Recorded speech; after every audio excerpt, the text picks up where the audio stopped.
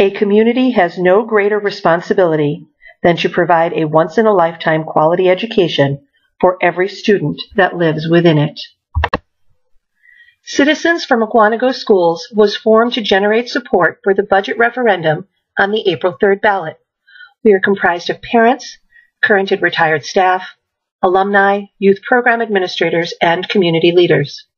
It is important to remember that the question facing us today is about kids, not politics. Let's start by examining the current state of Mukwonago schools. Mukwonago schools were identified as one of the best districts in the 50 suburbs by Milwaukee Magazine in April 2011.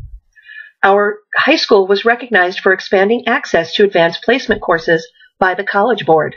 At that time, our Governor Scott Walker said, "On behalf of our citizens, please accept my well wishes on this significant achievement. We are fortunate to have some of the nation's most talented school districts right here in Wisconsin." Section Elementary School was named a National Blue Ribbon School of Excellence by the U.S. Department of Education in 2010. And Mukwonago High School was included among the best high schools in America by Newsweek magazine. It is important to note that the quality of Mukwonago schools is a significant component of maintaining our current home values. As stated in Milwaukee Magazine, ask any real estate agent and they'll say the most important thing home buyers look for is the quality of a community's schools. What is the current fiscal reality facing the Mukwonago School District? We see a projected $17.3 million deficit over the next 4 years, comprised of state aid reduction of $4 million, declining enrollment. The district has seen enrollment drop by 346 students between 2007 and 2011, and reduced revenue limit authority. The revenue limit calculation, which is set by the state, equals the number of resident students times $9,100. It is important to note that the $9,100 figure is indexed to 1993 spending. Because the Mukwonago schools have always been very fiscally conservative, our revenue limit calculation starts at a lower rate than many other schools who were spending much more per student in 1993. The revenue limit is equal to the tax levy plus the state aid. We are also facing the end of the April 2007 spending referendum, which is a loss of approximately $600 per pupil. Okay, I get it. Maybe it's time for a little belt tightening. Well, the Mukwonago School District has always been fiscally responsible. Prior to 2007, they made program and personnel reductions of $3 million. An energy reduction program was put in place, saving more than $1 million. And for fiscal 2011-2012, they identified $2.5 million per year in employee total compensation reductions, including health insurance and pension benefits. Furthermore, they've identified an additional $6 million in cuts in personnel costs over the next 4 years. Okay, I get it, but maybe we spend too much already. Well, did you know that the Mukwonago School District spends $1,017 less per pupil than the average kindergarten through 12th grade district in Waukesha County? As far as statewide spending is concerned, Mukwonago schools rank 375th out of 425 districts. And those 50 districts that underspend us? Well, most of those are K through 8 districts, which do not bear the costs associated with running a high school. Did you also know that the Mukwonago School District spent 32% less, or $2.8 million, than what was authorized by the citizens in the 2007 referendum, showing that just because the money is available, it's not being spent. Additionally, by the year 2019, the Mukwonago School District will be debt-free on all of its land and buildings. That's commendable, but our taxes are high enough already. No one wants to pay more taxes. For homeowners in the Mukwonago School District, the school portion of the property tax rate is among the lowest in Waukesha County, or $1.25 per $1,000 valuation lower than the average homeowner taxpayer. That amounts to approximately $300 less per year on a $250,000 home. Also, revenue from local sources, which is property taxes, is the lowest percentage in our county. And with the expiration of the 2007 referendum, taxes will remain the same due to the reduction in state aid. Taxes will not go down just because the 2007 referendum is expiring. I keep reading articles in the newspaper saying that some districts are seeing a gain with the implementation of Governor Walker's Act 10. Why not us? Here's an important point. The Mukwonago School District staff was already voluntarily paying a share of their benefit costs. Premium contributions in our district began in 1990, more than 20 years before the Act 10 legislation. That means that the ability to close the gap strictly with benefit cost sharing is not as great for the Mukwonago School District. Our teachers also have a salary schedule that is 10 to 15% below other districts in Waukesha County. And our history of fiscal responsibility means less non-program personnel opportunity available for cost reduction. You said enrollment is declining. Shouldn't costs go down if the number of students go down? There are a couple of important points here. The first is that the enrollment decline is not evenly distributed. We are not losing an even number of students from each grade level or even each school. Furthermore, fixed costs are costs that stay the same no matter how many students are in our classrooms. Those costs are not adjusted based on enrollment. The school district has identified variable cost reductions that will be taken and have been taken in response to the declining enrollment. What about Eagleville and the new district office? Eagleville Elementary Charter School is the first elementary charter school in Waukesha County. The school board has established specific enrollment figures that must be met in order for the charter to be renewed.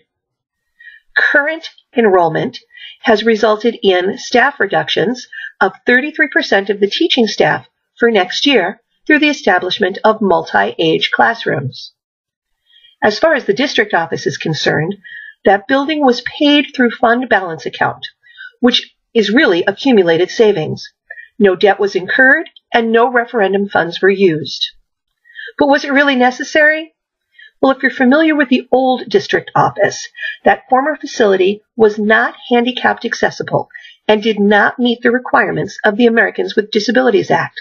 The renovation costs to make it compliant would have been prohibitive. If my kids are done with school, why should I care about this budget referendum? Here's a quote from the Wall Street Journal Online from June 2010.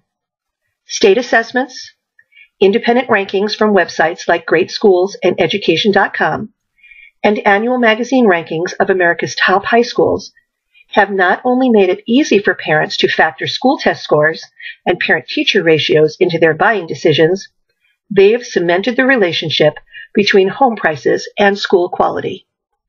For those of us who may be considering selling our homes anytime in the future, we need to keep in mind that school performance will determine what we get for those homes. What happens if the referendum passes?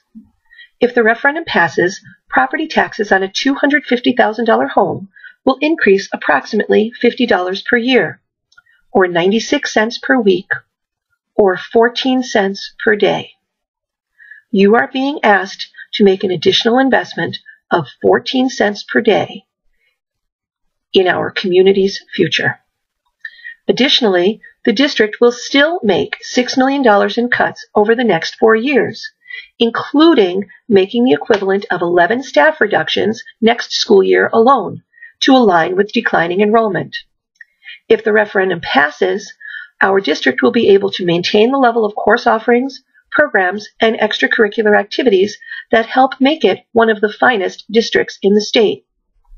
Finally, passing the referendum will help protect property values. Isn't it enough for the district to teach our kids to read and write? What's the big deal about programs and extracurricular activities?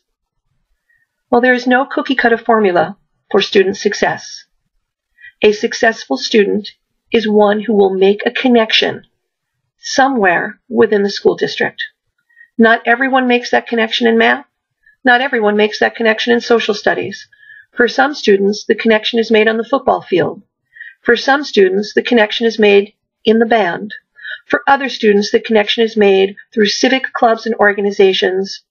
And for other students, the connection is made by having a mentor, an adult, who can lead them in the right direction. A study by the Harvard Graduate School of Education states that kids who have a significant involvement in an extracurricular activity have a capacity for focus, self-discipline, and time management that I see lacking in kids who just went through school focused on their GPA. The Mukwonago School District has a history of graduating students who are not only academic successes, but are successes in life, who can be an effective part of a team, who can be an effective community member, who add value in everything they do, much of which is learned outside of the classroom. Let's look at the variety of programming and extracurricular activities offered in our district and some of their recent successes. In just this school year alone, the Mukwonago High School programs have achieved great success, including a Division I state championship for the women's swim co-op with Waukesha South, a Division I state championship in kick for our varsity dance team, a Division I overall and Division I novice state championship for our debate team, a Classic 8 conference championship for our varsity wrestlers. The girls' golf program was a state qualifier this year. Our gymnastics program has qualified 2 individuals for state. The drama productions this year have been phenomenal, Titanic and the musical You're a Good Man, Charlie Brown. Our Phantom Legion marching band was invited to perform at the Washington, D.C. Independence Day Parade. I could continue this list with many other accolades for many other programs, but these are just some of the examples of the opportunities and successes that our high school students have available to them. There are also many programs and sports available to our middle school students. Those same middle school students who are transitioning from childhood to adulthood, who are in the very critical period of their lives where they are making decisions that will determine the direction of their futures. At Parkview, we have programs available for boys and girls in basketball, girls volleyball, pom and dance, wrestling, art honors, band, orchestra, ski club, and concert choir. Programs are offered in gymnastics, drama, cross country, track, vocal jazz, the newspaper, chorus, fuel up to play, and battle of the books. It is important to note that many of these programs and sports are no-cut programs, which means that anyone with interest is accepted as part of the group. For many of our students, this is a critical component of becoming part of the community. The ability to feel as if they are part of a team, to succeed with others, and to become well-rounded adults. That involvement begins early on. In our elementary schools, we also have a number of programs available to our students, such as basketball, interpretive reading, Map Olympiad, the Don Skrupensky Track and Field Day, student government, battle of the books, and silver pens. Our elementary students also have the opportunity to participate in band, orchestra, and art club. For many of these students, the only exposure they will have to playing the clarinet, picking up the violin, or exploring their art skills is through these extracurricular programs offered in the district. So what happens if the referendum fails? Let's explore the consequences. First, the tax rate will remain the same. There will be no decrease because of the drop in state aid. The district will make $17.3 million in cuts over 4 years, or an average of $4.3 million in cuts per year. That is the equivalent of 61 staff cuts, or losing 18% of our talented teaching staff. We will also see significant and massive program cuts. And as community members, we will see a decline in our property value. Let's examine the potential or likely cuts and adjustments that the Mukwonago School District will be forced to make if the referendum fails. Elementary music school programs. Our guidance staff. In many cases, our guidance counselors at the elementary level, the middle school level, and the high school level are the adults that students turn to when they have an issue, when they have a problem, when they have something that needs to be discussed, and questions that they need to have answered. We will likely see the elimination of our library staff, art staff, and the elementary gifted and talented staff. Those interscholastic sports that we saw at Parkview, those will be gone for our middle school students. Elementary reading specialists, the very talented teachers who spend time with our students ensuring that they can read at an adequate level so that they can be successful in life, will be gone. If a student cannot read, they cannot learn math, they cannot learn science, they cannot learn social studies, they cannot survive in today's challenging environment. We will also see the reduction of kindergarten aides. Additional cuts will be made in our textbook budget. The world is moving so quickly. It is important and imperative that our textbooks and teaching materials remain current. Athletic programs at Mukwonago High School will be dramatically reduced. Unfortunately, we will be looking at more of a pay-for-play environment than we currently see, where only students who are able to afford the cost of participating in those programs will be representing our teams in the future. Opportunities for students who do not have the financial means will be severely curtailed. We also run the risk of losing our at-risk teaching positions, those staff members who work with our most vulnerable students. We will see an increase in class size. Large classrooms, fewer teachers, fewer aides mean more children left behind. We'll see a reduction in classroom aides to assist those teachers and free the teachers up to actually instruct our students. There is the possibility of reconfiguring our building utilization, which means perhaps grades 1 through 3 will go to school in one building, while grades 4 through 6 go to school in another. If you are a family with children in multiple grade levels, this could be a logistical nightmare. And finally, we will see a reduction in advanced class offerings. That very issue that gave Governor Walker an opportunity to commend our school district for their excellence and acknowledgement.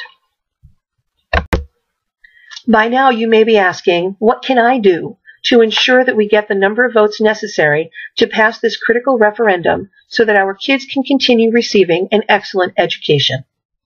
It's simple. Get informed. Attend an informational meeting at one of our local schools. You can find those dates on the school website. Get involved. Join with your school-based phone or email contact program to spread the word to your children's classmates. You can spread the word about the ballot issue to classmate families and neighbors by letting them know that this critical issue will be on the April 3rd ballot. And you can spread the truth. Direct people to this presentation or to the information that is available on the district website at www.masd.k12.wi.us. Use social networking. Follow us on Twitter at Mukreferendum. And most importantly, vote yes. If you won't be in town on April 3rd, or you know someone who will not be in town on the election day, please encourage them to vote by filing an absentee ballot. Information on absentee voting can be found on the district website. And finally, a reminder that every vote counts. By looking at these figures which analyze the 2007 budget referendum vote, you can see that the budget referendum passed by a mere 136 votes.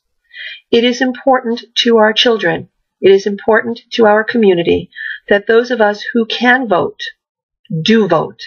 It is our civic responsibility. So please cast your vote on April 3rd. The question facing us on April 3rd is not about politics. It's a question of value. Please Invest in our kids. Invest in our community. Invest in our future. A community has no greater responsibility than to provide a once-in-a-lifetime quality education for every student that lives within it. Please help us keep our responsibility to our kids and our community by voting yes on April 3rd. Thank you very much for your time.